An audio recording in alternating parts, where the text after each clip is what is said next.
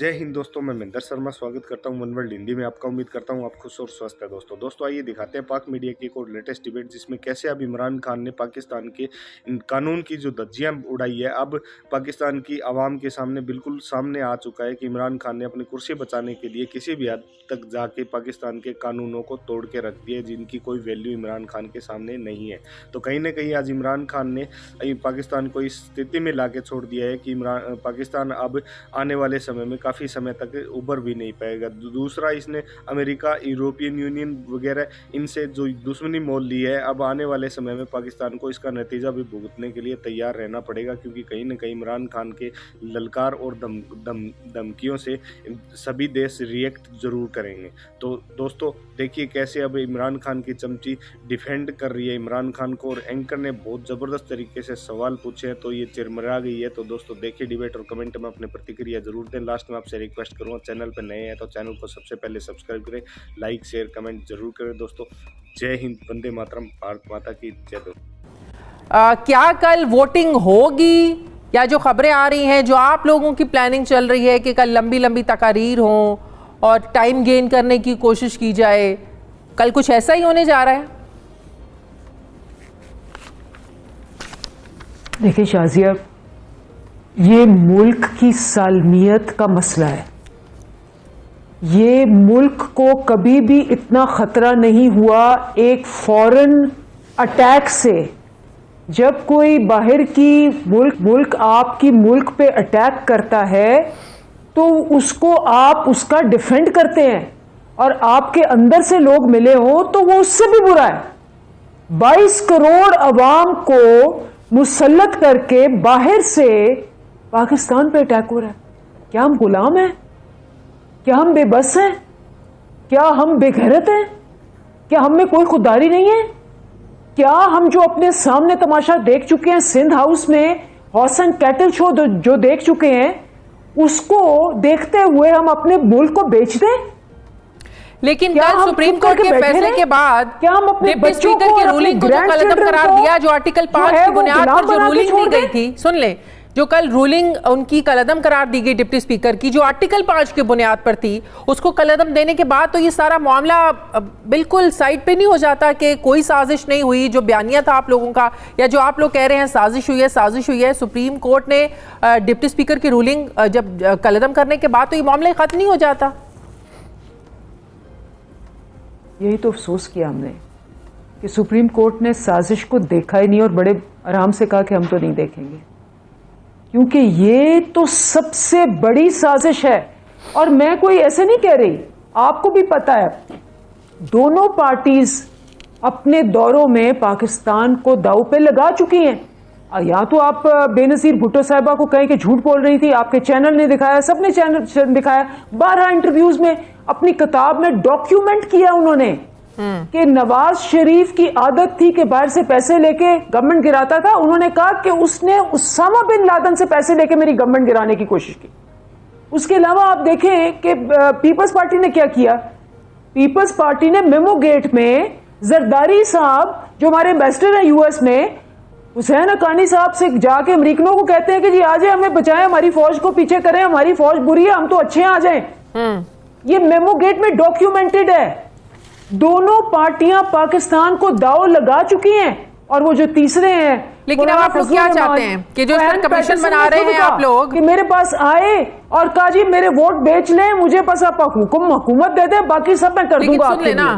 अब एक तरफ सुप्रीम कोर्ट का फैसला है, पाकिस्तानी, चाहे 1 करोड़ पाकिस्तानी ओवरसीज हो, चाहे 20 करोड़ 22 करोड़ पाकिस्तानी यहां बैठा हो, किसी ने अगर किसी को भी अपनी सालमियत, अपनी मुल्क से मुहिब्बे वतन होने का, अपने बच्चों को बचाना है ऐसी इंपोर्टेड गवर्नमेंट से, ऐसी गुलामी से, तो वो खड़ा मेरा रहेगा। सवाल भी सुन लें, साजिश के खिलाफ खड़ा रहेगा। मेरा सवाल सुन लें। अभी प्राइम मिनिस्टर ने कहा, मायूसी तो हुई उन्हें सुप्रीम कोर्ट के फैसले से, लेकिन वो कह रहे थे कि हम एक्सेप्ट करते हैं सुप्रीम कोर्ट के फैसले को। तो एक्सेप्ट करने का मतलब तो यही है कि कल वोटिंग का भी कहा गया है सुप्रीम कोर्ट के फैसले में कि वोटिंग होगी, किसी को वोट करने से रोका नहीं जाएगा। तो एक्सेप्ट करने का मतलब है कि कल वोटिंग भी होगी, वोट करने से रोका भी नहीं जाएगा। वोटिंग होने जा रही है कल फिर। देखिए उन्होंने ऑर्डर ऑफ द डे का कहा हुआ है कि उस पे वापस आ जाए।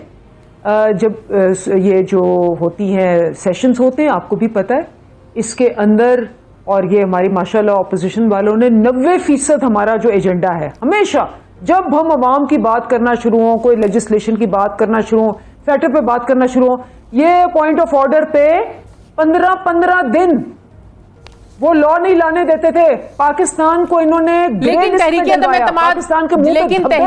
अदम एतमाद जब आ जाती है 7 दिनों के अंदर अंदर वोटिंग, हम तो आईनी उसकी उस लिहाज से बात कर रहे हैं ना, हम तो उस चीज को देखेंगे ना कि जब तहरीक अदम एतमाद पेश होनी है तो कितने दिन के अंदर वोटिंग होनी है।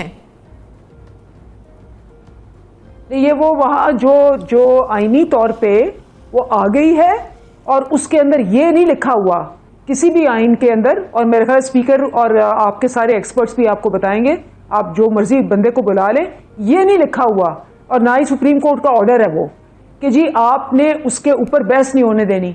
बहस का आपको पता है, बहस का खुल्लम खुल्ला टाइमलेस अलाउड है on any point of order. नहीं तो कल सिर्फ इस पर बहस होगी, वोटिंग नहीं होगी, आप ये कह रहे हैं? मुझे नहीं पता, मैं तो अभी यहां बैठी हूं, कल को देखेंगे। नहीं, आप लोग, अगर आप लोगों को इतना एतमाद है कि शहबाज शरीफ अचकन नहीं पहन सकते, आज भी प्राइम मिनिस्टर ने कहा, वोटिंग का सामना करने से घबरा क्यों रही है हुकूमत? क्यों घबरा रहे हैं आप लोग? वैसे वो अभी साथ वाले प्रोग्राम में शायद खाकान अब्बासी साहब कह रहे हैं कि वो तो अचकन पहनते नहीं, वो तो सूट पहनेंगे। ऑब्वियसली सूट पहनेंगे। उन्होंने अपने आकाओं को कहा है कि बेगर्स कांट बी चूजर्स, कि पाकिस्तानी तो बेकारी है। और ख्वाजा आसिफ ने कहा है कि हम तो लाइफ लाइन पे है जी, हम पेट्रोल के प्राइसेस नहीं दे सकेंगे। आका, जो आपने कहा हमने कर दिया, इस मुल्क की हमीयत को, गैरत को हमने जीरो में बना दिया। तो वो उनको अचकन या उनको कोर्ट से या उनको गैरत से क्या है, कोई फर्क नहीं पड़ता उनको। नहीं, मेरे सवाल का जवाब नहीं आपने दिया कि वोटिंग से क्यों घबरा रहे हैं आप लोग, वोटिंग का सामना क्यों नहीं कर रहे हैं आप लोग? देखिए, मैं तो कल नहीं आई, कल वो लिखा हुआ है, जब कल आएगा तब आप देख लेना। मैं पहले आपको कैसे कह दूं जी वोटिंग हो रही है, क्या हो रहा है क्या नहीं हो रहा। मैं आपको कह रही हूं कि जी हम प्रोटेस्ट मोड में हैं, हमने तकरीरें करनी है, हमने अपनी पॉइंट ऑफ ऑर्डर को करना है। इन्होंने 3 साल इन्होंने फैक्टअप और जो मफादे आमा के बिल्स थे इन्होंने उनको रोका, क्योंकि इनका एजेंडा व्हाइट हाउस से है। आपको याद होगा उसामा बिन लादेन की ये डॉक्यूमेंट, यहां तो कह दे कि बेनजीर भुट्टो ने झूठ बोला, आज तक नहीं कहा। यहां कह दे कि मेमो गेट सही नहीं था, आज तक नहीं कहा। डॉक्यूमेंटेड है कि ये पाकिस्तान को दाव पे लगा चुकी हैं दोनों जमातें। तो ये कोई इनके लिए चंबे की बात नहीं। ये भी वाज़ेह हो रहा है कि डीलिंग टैक्टिक्स कौम है, 22 करोड़ हैं, ये सारे के सारे जो लोग हैं डीलिंग टैक्टिक्स। मैं कहती हूं पाकिस्तान को बचाने के लिए आपको जान देनी चाहिए, पाकिस्तान को बचाने के लिए आपको खड़े हो जाना चाहिए। तो क्या सुप्रीम कोर्ट पाकिस्तान को बचाना नहीं चाहती थी? आपको हर चीज करनी चाहिए। क्या सुप्रीम कोर्ट पाकिस्तान को बचाना नहीं चाहती थी? आप लोग ये कह रहे हैं। ये आप सुप्रीम कोर्ट को पूछे, मुझसे क्यों पूछ रही? तो आप लोग तो तनकीद आप लोग कर रहे हैं, तनकीद आप लोग कर रहे हैं, मैं तो नहीं कर रही। मायूसी आप लोगों को हुई है। मैंने तो आपको एक्सप्लेन भी कर दिया, उसको जवाब दिया कि हम मायूस हैं कि जी इस वक्त एक मंडी लगी हुई है इंसानी बिकाऊ की, बिकाऊ माल है कि आप जी 25 करोड़ का, नहीं 25 नहीं, अच्छा अगला नहीं 26 करोड़ 27 करोड़। आप इसको जमहूरियत कहते हैं, आप इसको इंसानियत कहते हैं, आप इसको हमीयत कहते हैं, आप इसको गैरत कहते हैं, आप इसको बेइज्जती कहते हैं, आप इसको नीचपन कहते हैं, आप इसको, इसके लिए कोई लफ्ज इस्तेमाल मैं कह नहीं सकती कि इसको क्या कहते हैं। आप बाजारी काम है।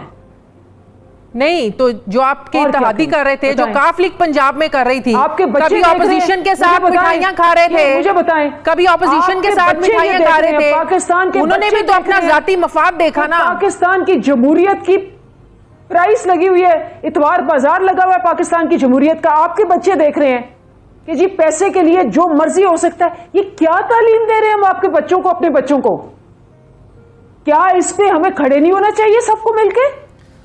क्या इस पे हमें अपनी औलाद, अपनी अगली नस्लों को बचाना ही चाहिए? अब मेरे सवाल का जवाब दे दें। कहीं खत के मामले पर काबीना ने इन कैमरा सेशन बुलाने का जो फैसला किया है, करवाने का जो फैसला है आप लोगों का, ये सेशन अदम एतमाद से पहले होगा और जब तक ये ख़त्म नहीं हो जाता अदम एतमाद की प्रोसीडिंग आगे नहीं चलेगी, होगा क्या? बड़ी कंफ्यूजन है। देखिए, यही तो सारी बात है कि आप लोग इस चीज़ को नहीं एम्फसाइज करते। इन्होंने सारी उम्र कहा जी आपने नेशनल सिक्योरिटी जो पार्लियामेंट्री कमेटी है उस पर खान साहब नहीं आते। जब स्पीकर साहब ने खत इन कैमरा सेशन बुलाने के लिए national security of the parliament committee को बुलाया, 80 खत गए, एक बंदा नहीं आया, एक बंदा नहीं आया। मुझे ये पूछे क्यों नहीं आया, क्या वजह थी? अगर ये इतने भाग नहीं रहे थे और चोर नहीं थे तो ये आए क्यों नहीं? क्या इनको कंसर्न नहीं था कि मेरे मुल्क की पे हमला हुआ है? सही।